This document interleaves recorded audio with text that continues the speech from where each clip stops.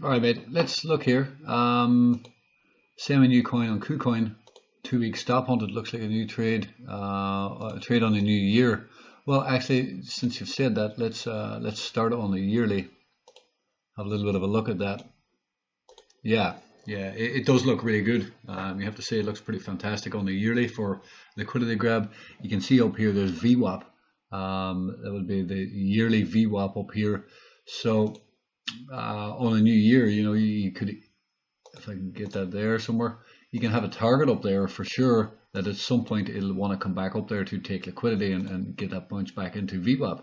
Very nice float lower here. Almost reminds me of beta. And beta's moving today a little bit. Yeah, this is good. I like this actually. It's as you say here, it's stop hunting the 2 week. There's a 3 day. Yeah, maybe not stop hunting yet, but a potential stop hunt at least. So yeah, interesting. There's no need to FOMO today. It's down 8% actually, which is really good. To be honest, I would like another flush down. I'm not sure if we'll get that on a Sunday. Yeah, well, I mean, Sundays can be bearish. Recently, they've been bullish actually. In the down market, the weekends have been bullish, and then come into the week, the institutions come back on a Monday and start selling the market off again. But yeah, no need to FOMO into this. It's deep red on the 2 week.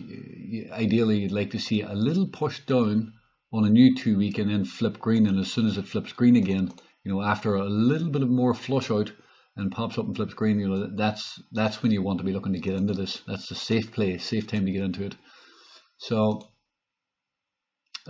interesting. I do like this. Overall, I like it. It's tough to time these when they're actually going to go, but usually when the trend changes is a new week or a new 2 week candle. Sometimes it can be a new month.